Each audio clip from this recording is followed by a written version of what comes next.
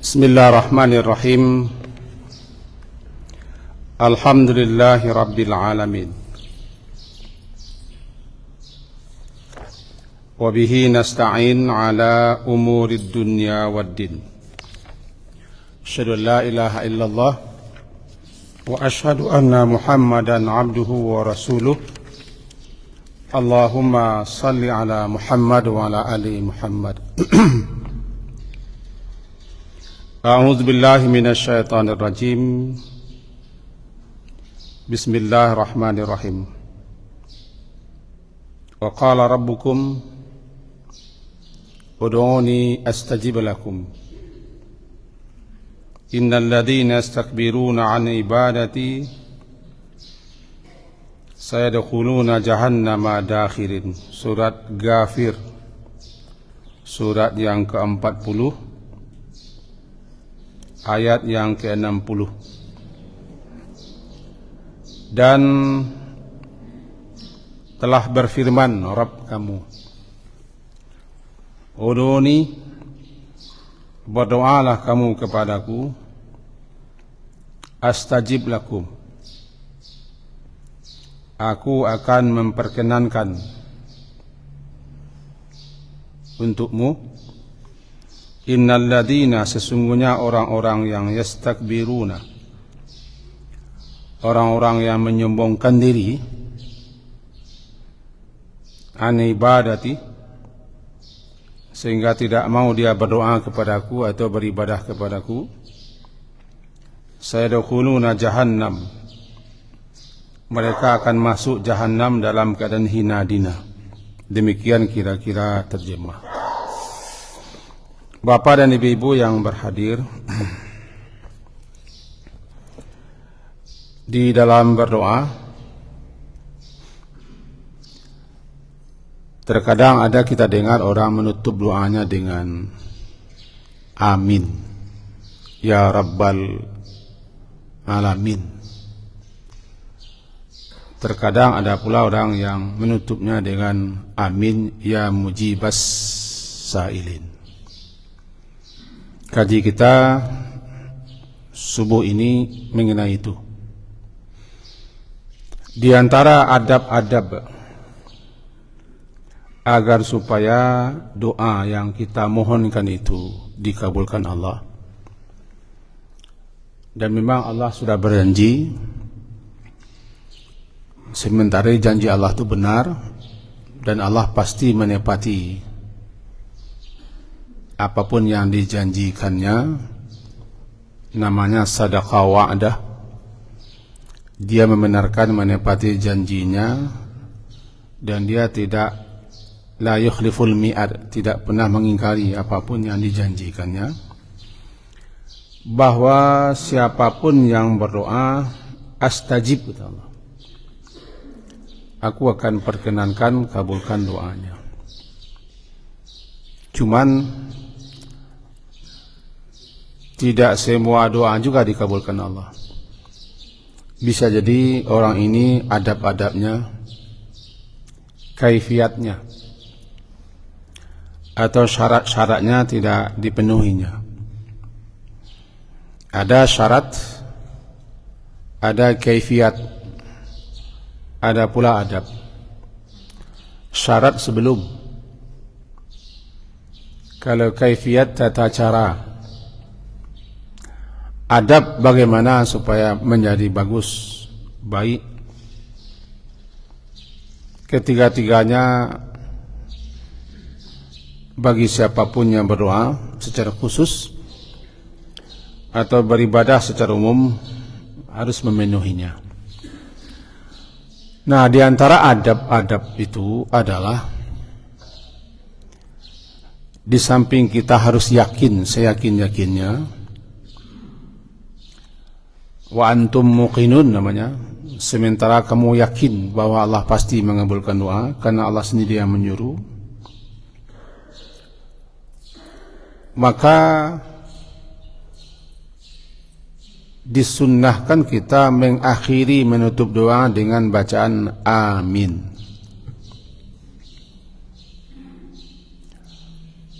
Secara bahasa arti amin itu Allahumma istajib.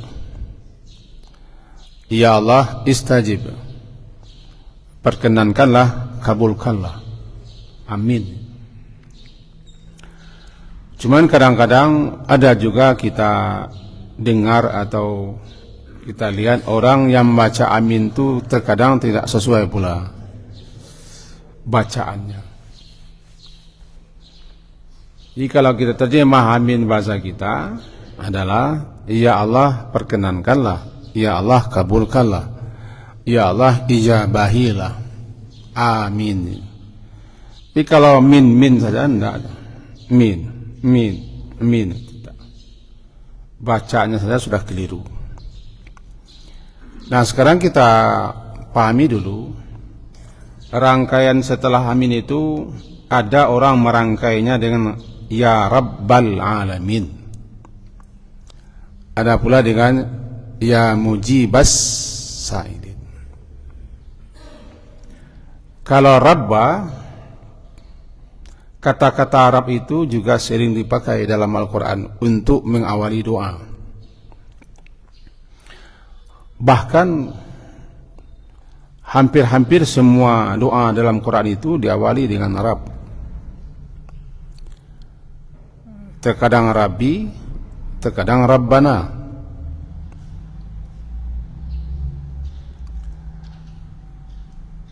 Rabb itu sendiri kan salah satu nama Allah. Salah satu daripada nama-nama Allah yang banyak itu adalah Ar-Rabb. Cuman karena tidak tercantum dan tidak dicantumkan dalam deretan Al-Asma'ul Husna yang terdapat di kulit-kulit Al-Quran seperti ini, tidak kita jumpai Ar-Rabb. Untuk kita ketahui bahwa Al-Asma'ul Husna yang ada di sebagian Quran dan juga di jalan-jalan dipajang, termasuk di rumah, termasuk di mobil, jadi gantungan. Itu susunan 99 nama Allah menurut hadis riwayat versi Imam Tirmizi. Diawali dengan Allah, diakhiri dengan As-Sabur. Imam Tirmizi meriwayatkan sebuah hadis, susunan nama-nama Allah yang 99 ini dia. Ar-Rahman, Ar-Rahim, Al-Malik, Al-Qudus, bahkan hafal oleh anak-anak MDA didikan subuh, sering mereka hafal, malah dibikinkan nyanyinya.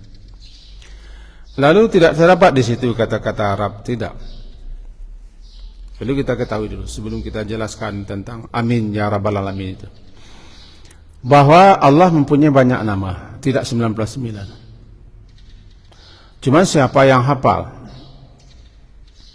yang memahaminya, lalu meyakininya, dipakaikannya dalam kehidupan keseharian, untuknya surga. Intinya Allah mempunyai nama-nama. Siapa yang menghafal, memahami yang 99, kira-kira begitu, dia masuk surga. Tapi namanya bukan 99. Nama-nama Allah dibagi 3. Pertama, nama-nama Allah istilahnya yang hanya Allah saja yang tahu. Awis ta'sarta bihi fi ilmil ghaibi 'indak. Nama-nama Allah yang hanya Dia saja yang tahu, yang tidak pernah diberitahunya kepada satupun makhluknya. Itu satu. Sebagaimana tercantum dalam sebuah hadis yang sebentar ini kita baca. Yang kedua, nama-nama yang diberitahunya au 'allamtahu ahadan min khalqi. Nama-nama yang Dia beritahu kepada makhluk-makhluknya tertentu saja. Berarti tidak semua yang tahu. 'Allamtahu ahadan min khalqi. Nama-nama yang engkau beritahu kepada sebagian makhlukmu saja. Yang tiga, anzaltahu fi kitabik, nama-nama yang telah Allah turunkan dan dicantumkannya dalam kitab sucinya, Al-Quran. Maka ketemulah nama-nama Allah dalam Al-Quran itu biasanya di ujung-ujung ayat. Dan juga nama-nama yang Nabi sendiri yang menyampaikan. Nah, dibagi tiga ini. Nah, dalam susunan nama Allah yang lain disampaikan oleh ulama lain berbeda dengan ini. Nah, supaya jangan kita ragu, ini versinya menurut hadis riwayat Imam Tirmizi. Dibaca pula kitab lain, buku lain, ada pula nanti berdasarkan riwayat ini susunan 99. Karena saking banyak nama-nama Allah, sehingga yang 99 itu ulama-ulama berbeda dalam mencantumkannya.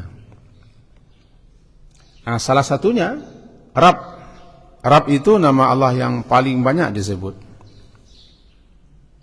Yang nama Allah yang paling banyak disebut Rabb dalam Al-Quran. Tapi dalam hadis ini tidak tercantum. Nah, baik. Sekarang kita jelaskan. Rabb, kalau hanya bunyinya Ar-Rabb, itu Allah. Tapi kalau digandeng dengan yang lain, misalnya Rabbul Baiti, nah, itu bisa jadi tidak Allah. Nah, dalam doa-doa, misalnya kita baca Rabbana zalamna anfusana, atau Rabbighfirli wa liwalidayya. Ada Rabbana, ada Rabbi. Kata-kata Rabb itu maknanya yang memelihara, yang mengasuh, yang mendidik, yang mengurus, yang memperhatikan, yang mencukupi, yang melindungi, yang memperbaiki. Luas maknanya.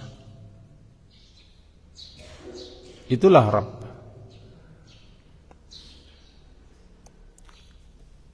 Kalau digandeng dengan alamin, Rabbal alamin, dalam Al-Fatihah, Alhamdulillahi Rabbil alamin.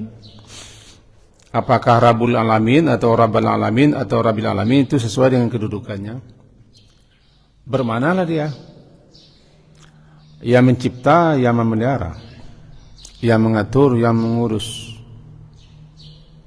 yang mendidik, yang membina, yang mengasuh, yang melindungi, yang menjaga sekalian alam semesta. Ya, kita ulang.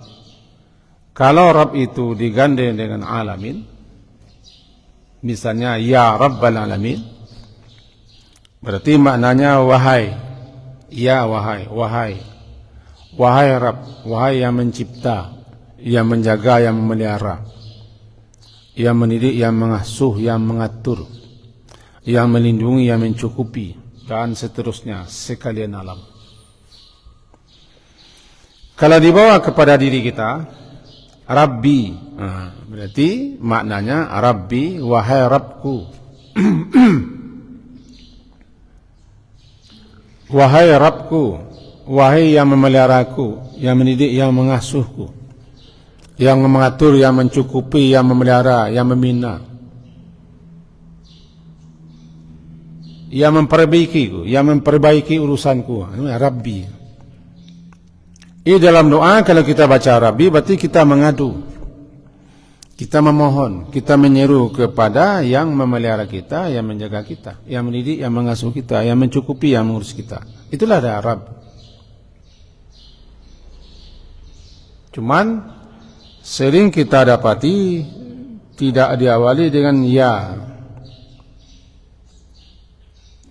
Umumnya langsung saja berbunyi Rabbi atau Rabbana. Ambil contoh itu, kata-kata Rabbi. Rabbighfirli. Kata Nabi Nuh, Rabbighfirli. wa liwalidayya wa liman dakhala baitiya mu'mina wa lil mu'minina wal mu'minat. Tidak pada pakai ya. Atau doa yang populer,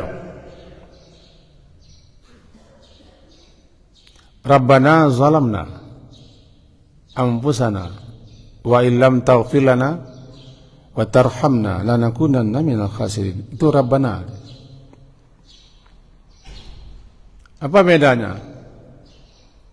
Asal katanya ya Rabbana, ya Rabbi. Maka huruf ya-nya dibuang, ditiadakan. Kata-kata ya itu namanya nida, panggilan. Sama dengan ya yang lain. Ya ayyuhalladzina amanu, ya ayyuhan nas, ya bani Israel, ya bani Adam. Ya. Artinya wahai. Kata yang dipakai untuk seruan, untuk memanggil, namanya ya. Kalau bahasa kita macam-macam artinya. Bisa oi, macam-macam lah. Kata ya itu terkesannya masih jauh. Maka ulama-ulama bahasa memahaminya, dibuang ya-nya menunjukkan kesan tidak ada jarak antara kita dengan dia yang kita seru. Maka dibuang saja ya, menjadi Rabbi. Kalau diterjemah bisa saja mana ya Rabbi, dibuang ya Rabbi, Tuhanku,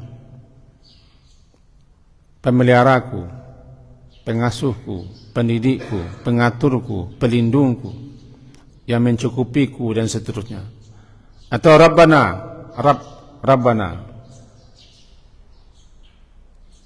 yang mengasuh kami, yang mendidik kami, yang mencukupi kami, itu dibuang ya. Agak mirip dengan Allahumma. Allahumma diterjemahkan orang bahasa kita ya Allah. Allahumma, ya Allah. Kata-kata ya-nya tidak ada situ. Kan tidak ya Allah.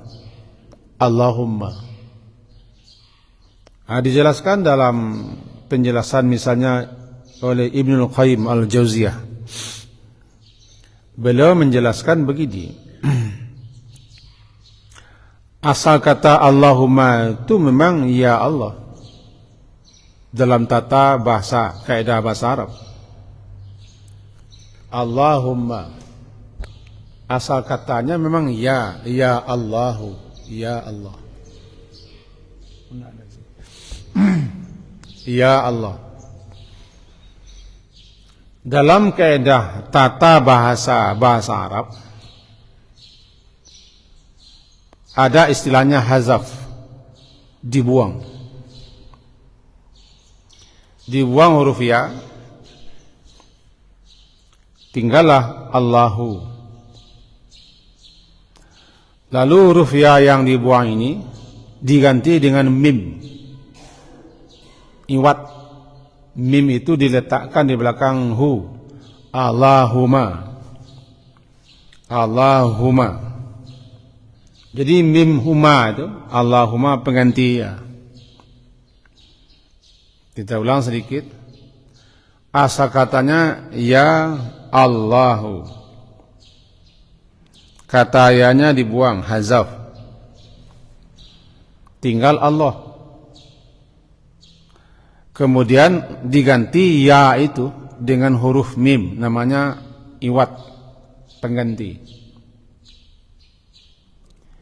Diletakkan di belakang Allahu menjadi Allahumma. Maka mananya ya Allah. Mana ya-nya? Tu mim, pengganti. Lalu ditambah satu lagi mim. Jadi Allahumma. Mim yang kedua maknanya banyak, jamak. Karena mim dalam kaidah bahasa Arab menunjukkan banyak. Dua mimnya Allahumma. Kemudian digabung dua mim itu menjadi satu pakai tasydid. Allahumma. Lalu apa maknanya? wahai Allah yang memiliki banyak nama-nama. Ini penjelasan Ibnul Qayyim Al-Jauziyah. Ya Allah, Engkau mempunyai banyak nama-nama. Kami memohon, kami mengadu, kami meminta kepadamu. Hakikatnya itu betul makna Allahumma. Tertangkap tidak tertangkap, ya saya sudah jelaskan. Asal kata Allahummanya begitu. Apa beda dengan Rabbana? Dalam Al-Quran banyak Rabbana. Kalau sifatnya mengadu, meminta, mohon dibimbing, mohon diarahkan, mohon petunjuk segala macam, mohon dijaga di segala macam, umumnya Rabb. Karena Rabb itu ke sana perginya. Karena Rabb maknanya pemelihara, penjaga, pelindung, pengatur, pengurus, yang mendidik, yang membina, yang mengasuh, yang memperhatikan, yang mencukupi, yang memperbaiki. Ya, karena arahnya ke situ. Jadi kalau doa kita membaca ya Rabb, berarti kita meminta kepada yang mengasuh, yang mendidik, yang mengatur, yang menjaga, yang memelihara, yang mencukupi kita. Maka jadilah dia Rabbi. Rabbi itu pakai ya di belakangnya. Rabbi.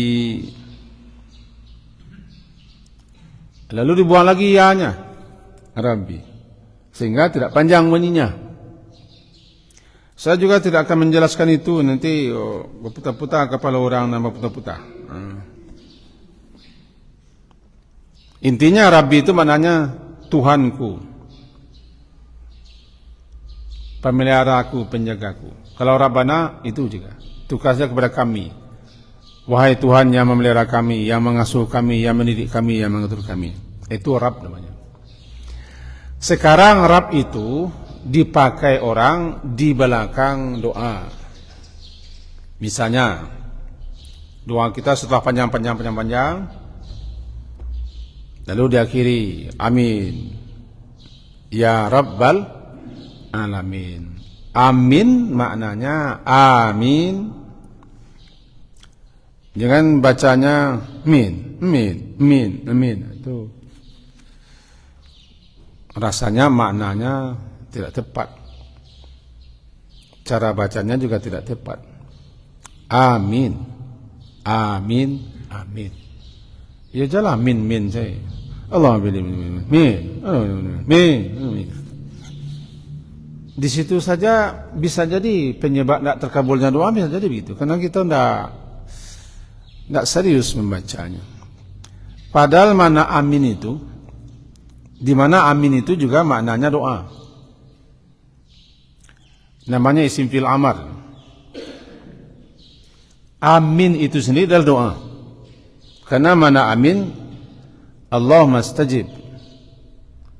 Ya Allah, istajib. Perkenankanlah, kabulkanlah, ijabahilah permohonan kami. Amin. Kita biasa membacakan setelah Al-Fatihah nih. Ghairil maghdubi alaihim waladdallin. Amin. Amin itu tidak termasuk Al-Fatihah. Al-Fatihah ujungnya waladdallin. Tidak ada amin. Cuman dalam salat disunnahkan membaca amin. Dia tidak termasuk rukun salat. Yang rukun salat adalah Al-Fatihah.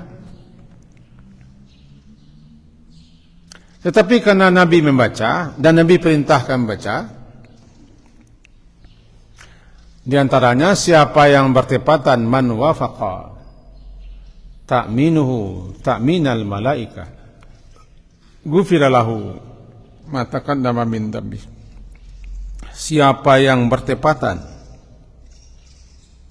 aminnya dengan amin para malaikat yang juga membaca amin, diampunkan dosa-dosanya.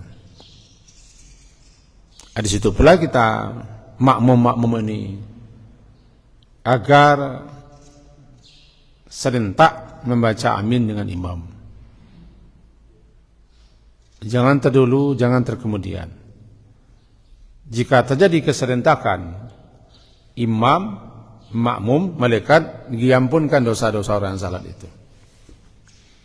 Nah, kepada kita janganlah tergegas-gegas membaca amin. Biasanya kami yang telah pernah jadi imam, walaupun tidak sering,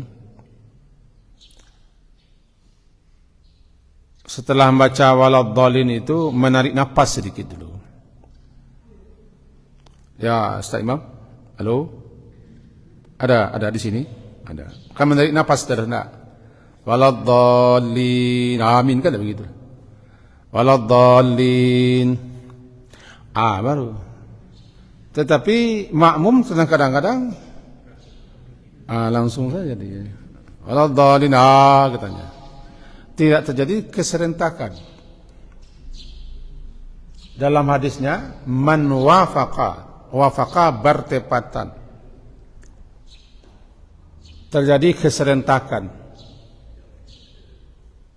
Amin, ta'minuhu, bacaan aminnya dengan ta'minal malaika, dengan bacaan amin malaikat diampunkan dosa. Maka kepada kita kasihlah imam itu menganggap, menjedal, mangok. Ghairil maghdubi alaihim waladdallin. Baru. Tapi kalau imam waladdallin, amin. Rasanya saya pernah jadi imam walaupun kalibernya masih kaliber di rumah. Nggak, pasti mengambil napas dulu. Nah, kalau tidak serentak, hilang fadilah. Apa fadilah? Fadilah diampunkannya dosa. Termasuk ibu-ibu. Ibu juga macam amin, tapi bukan dirakiak-rakiakkan seperti kami laki-laki. Ada dua hal yang didengki oleh orang Yahudi. Agak melebar kaji sedikit. Kan belum akan pulang lagi ini. Sedikit saja. Ada dua hal yang didengki oleh orang Yahudi di zaman Nabi sampai sekarang. Pertama, ucapan salam. Mereka tidak punya itu. Santiang panasnya hati orang Yahudi ketika kita baca salam. Assalamualaikum, assalamualaikum. Bagi mereka tidak ada. Itu bacaan khusus untuk kaum muslimin. Assalamualaikum. Atau dipanjangkan warahmatullah. Atau tambah lagi wabarakatuh. Dapat 30 nilainya. Dicemburui, didengki oleh mereka. Sehingga di Indonesia pernah dulu ada nyeleneh-nyeleneh ingin menukar assalam itu menjadi selamat pagi, selamat siang, selamat senja, senja, selamat sore, selamat malam, selamat bobo. Pernah dulu di Indonesia. Upaya mereka supaya salam ini jangan menjadi bacaan nasional. Di zaman Pak Soeharto tidak pernah diganti-ganti. Sekarang sudah mulai diganti lagi. Dibaca pula salamnya lain. Ini kan kecemburuan namanya. Yang kedua yang mereka dengki adalah takmin itu. Ketika kaum muslimin salat di Masjid Nabawi di zaman Nabi, bacaan amin itu bergemuruh keluar. Angin telinga orang Yahudi. Di Madinah banyak orang Yahudi. Bahkan ada sekian perkampungan Yahudi. Perkampungan Yahudi namanya Cinatun. Cinatun. Yahuditun. Bentengnya benteng yang terkenal, benteng Khaybar itu. Mereka beli tanah. Mereka menguasai ekonomi Madinah. Itu kalau tidak datanglah Nabi Muhammad hijrah ke sana, barangkali Madinah itu dicingkram oleh Yahudi. Makanya sakit hati mereka ke Nabi Muhammad makin menjadi-jadi. Karena semenjak kedatangan Nabi mereka sudah mulai tergeser. Itu Yahudi. Ketika mereka mendengarkan amin, mereka terdengarlah, saya tidak terdengar. Maka mereka panas dengki. Amin. Makanya kita laki-laki juga macam amin keras-keras, tapi juga bukan marakia, bergemuruh. Serentakkanlah amin itu dengan bagaimana menyerentakan, tepatkanlah amin kamu dengan imam, nanti imam malaikat juga serentak. Malaikatnya mana? Malaikat yang hadir. Malaikat kan ada yang hadir dalam salat. Ada juga yang menyatakan umum, malaikat mana saja yang mendengar, yang tahu, dia juga baca amin. Jadi malaikat juga ikut mendoakan agar kita meminta kepada Allah agar kita diberi namanya jalan yang lurus, bukan jalan orang yang dimarahi, dimurkai, bukan jalan yang sesat. Amin, malaikat juga mengaminkan, kabulkanlah ya Allah. Tapi dia bukan bagian Al-Fatihah, tidak termasuk Al-Fatihah, cuman disunnahkan membacanya dalam salat. Di luar salat bolehkah kita baca Al-Fatihah pakai amin? Ya boleh, tidak ada larang. Kalau kita ingin berdoa dengan itu. Tapi kalau kita membaca Quran, misalnya saya contohkan begini. Kita buka Qurannya, kita baca Al-Fatihah. Misalnya kita tadarus. Bismillahirrahmanirrahim. Alhamdulillahirabbil alamin, arrahmanirrahim, maliki yaumiddin. Iyyaka na'budu wa iyyaka nasta'in. Ihdinas siratal mustaqim. Siratal ladzina an'amta 'alaihim ghairil maghdubi 'alaihim waladdallin. Bismillahirrahmanirrahim. Alif lam mim. Dzalikal kitabu la raiba. Nak pakai amin. Karena kita bukan membaca doa. Kalau baca yamin ba, itu kan magur manuka. Baca yamin ba, azalahnya. Jadilah ghairil maghdubi 'alaihim waladdallin. Amin. Bismillahirrahmanirrahim, tidak masalah. Tapi saya menurut apa yang saya pahami, kalau tidak ada tuntunan dari Nabi ya tidak salah dibaca. Karena tidak ada pula ketemu bagi saya tuntunannya setelah Al-Fatihah lalu kita sambung dengan Al-Baqarah lalu kita baca amin. Dalam bacaan salat ada, bukan dilarang, tapi saya belum ketemu dalilnya. Karena sekarang kan zamannya mana dalilnya. Yang bertanya mana dalil itulah ustaz atau guru atau orang alim kepada orang alim lain supaya dapat mereka telaah. Orang-orang awam jangan tanya pula dalilnya. Yang tunjukkannya dalil, pandai lihat dalilnya. Dalilnya nih kitab itu. Pandai melihatnya. Jangan bantah-bantah pula ulama, mana dalilnya ustaz? Andaikan ditunjukkan ustaz itu dalilnya kemana? Saya ketemu dalam kitab Syarah Sahih Bukhari di jilid 4. Di halaman sekian cetakan ini. Bagaimana kita lihat? Kemana kaji kita? Jauh kaji kita. Itu Al-Fatihah, amin. Di luar itu, ketika kita berdoa, yang tadi lagi, menutup doa, sering-sering kita dengar orang membaca aminnya dirangkai dengan Rabbal Alamin. Sudah kita jelaskan tadi. Amin, ya Rabbal. Amin itu sendiri adalah doa. Lalu kita doa itu kabulkanlah, perkenankanlah, ijabahilah. Ya Allah, ya Rabbal Alamin. Mari kita coba rangkai. Amin maknanya kabulkanlah ya Allah. Ya Rabbal Alamin, ya Rabbal Alamin, wahai Rabb sekalian alam. Nanti ada pula yang suka menambah Allahumma amin. Allahumma amin. Amin ya Allah. Ada juga begitu. Padahal amin itu sendiri maknanya kabulkanlah ya Allah. Jadi kalau tambah lagi amin ya Allah berarti kabulkanlah ya Allah ya Allah. Salahkah? Enggak, kita tidak main salah-salahan, kita hanya menjelaskan.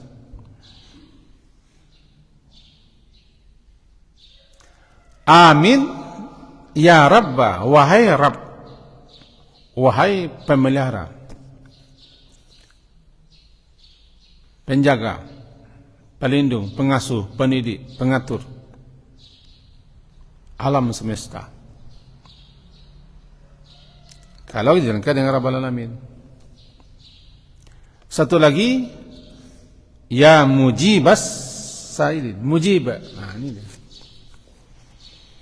Ya mujiba. Mujib itu nama Allah.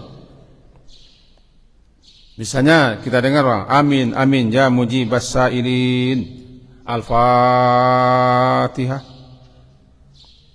Nah, kami itu biasa orang itu, Al-Fatihah. Di tempat saya di mana saya berada dulu, ya begitu. Kalau akan berdoa bersama, minta buya atau guru doa. Doa. Yuk doa go, yuk. Nah. Al-Fatihah. Allah. Nanti di akhirnya setelah apa? Setelah selesai doa, baca pula Al-Fatihah. Nah, kita mengaji aminnya. Mujib, al-mujib salah satu nama Allah. Mujib itu nama Allah. Arti al-mujib yang menjawab, yang mengabulkan, atau yang memperkenankan.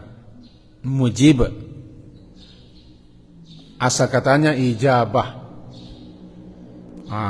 Sudah menjadi bahasa tren pula sekarang, agar diijabahi Allah, diijabahi. Sebenarnya bukan ijabahi. Ijabah itu ujungnya ta, ijabah, ta marbutah. Cuma kalau bahasa trennya kan bagaimana supaya diijabahi Allah, diijabahi Allah. Berarti mana ijabah? Diperkenankan. Yang memperkenankan, yang menjawab, yang mengabulkan, mujib. Jadi ijabah al-mujib. Ajaba yujib nanti al-mujib. Yang memperkenankan, yang mengabulkan, yang mengijabahi. Allah memberi nama dirinya al-mujib. Karena dia al-mujib, dia perintahkan. Ujibu katanya. Wa idza sa'alaka ibadi anni fa inni qarib. Ujibu. Ujibu aku ijabahi. Ujibu aku perkenankan. Ujibu aku jawab. Ujibu aku kabulkan. Tambah lagi kabulkan. Apa kabulkan? Kabulkan kan bahasa Arab juga. Kabul terima. Kabul diterima. Makbul yang diterima. Kabil tu aku menerima. Kabil tu nikaha aku terima menikahinya. Itu ijab kabul. Semoga makbul. Kalau semoga makbul, tulisannya mim, qaf, ba, waw, lam, makbul. Semoga makbul. Diurang awak dan awak pun urang awak jo. Kok semoga muka buah gua, muka buah jadinya. Muka buah. Kalau asal bahasanya makbul. Doa kan agak ditambah sedikit. Zuhur, luhua. Zuhur menjadi luhua. Takabur menjadi takabua. Makbul, takabua, muka buah. Apa makbul? Diterima. Makbul yang diterima. Yang menerima qabil. Yang menerima qabil. Yang diterima makbul. Aku mudah-mudahan muka buah doa Allah. Ya alhamdulillah, mudah-mudahan muka buah.